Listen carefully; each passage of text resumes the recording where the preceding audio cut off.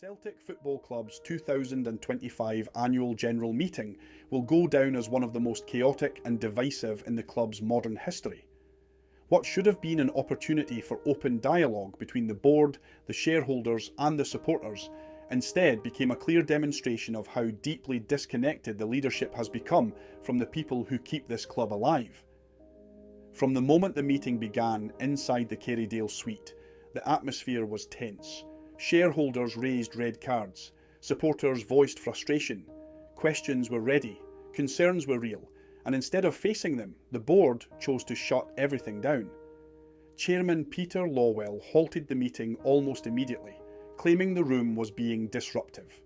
When the board returned, they did not return to listen.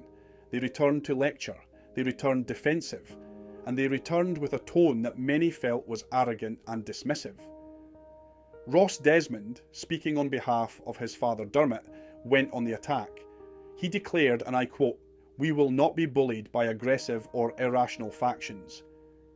He insisted that criticism was becoming, in his words, destructive and cynical, and he went further, saying that attempts to challenge the board were attempts to dehumanise and vilify good people inside the club. These comments did not calm tensions. They inflamed them. Because this was a shareholders' forum. These were people with a financial stake in Celtic. Many inside that room had supported the club for decades, some for an entire lifetime, and they were being spoken to as though they were the problem. Shareholders were not given space to question recruitment strategy. They were not allowed to press the board on European performance. They were not allowed to challenge the lack of long-term planning. Instead, the board treated criticism as an attack, not a responsibility. And for many, the most shocking part came from the Celtic Trust, who revealed that numerous shareholders were unable to vote or proxy their shares due to technical issues with the computer share system, and claimed this issue only affected those who attempted to vote through the Celtic Trust.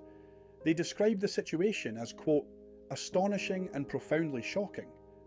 The Trust accused the club of issuing a last-minute supporters update designed to distract from the board's failures. They said it was an attempt to divide the support.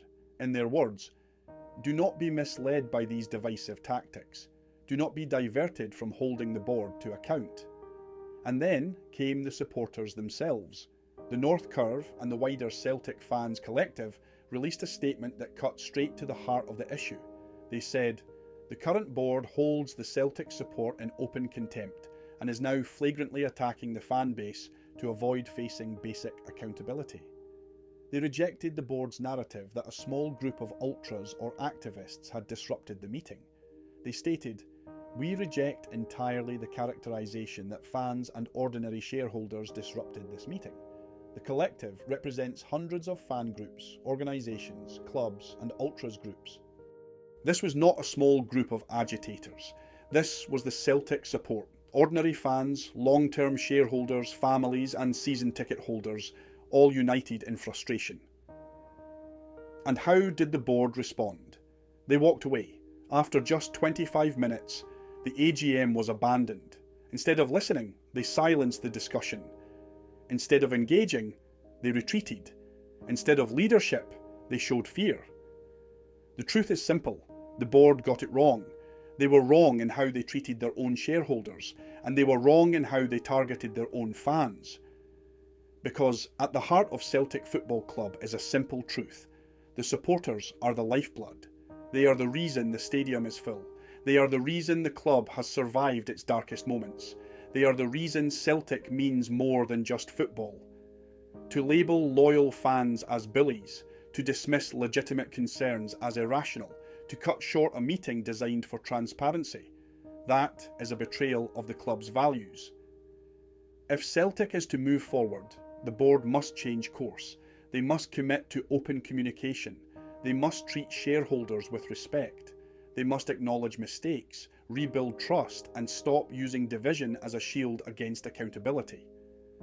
Celtic has always belonged to the people, and no matter how loudly a boardroom tries to silence them, the voice of the support will always be louder, because the supporters are the true custodians of this club. They always have been, and they always will be. Shareholders and supporters can fight back by standing together, refusing to be divided, and demanding real accountability from the Celtic board. By coordinating through groups like the Celtic Trust, supporters clubs, and the North Curve, they can organise collective action, push for structural reform, and insist on proper transparency around the club's decisions.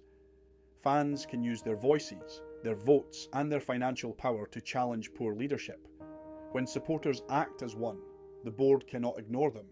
Unity is the strongest weapon the Celtic support has, and it is the only way to take back influence over the future of the club.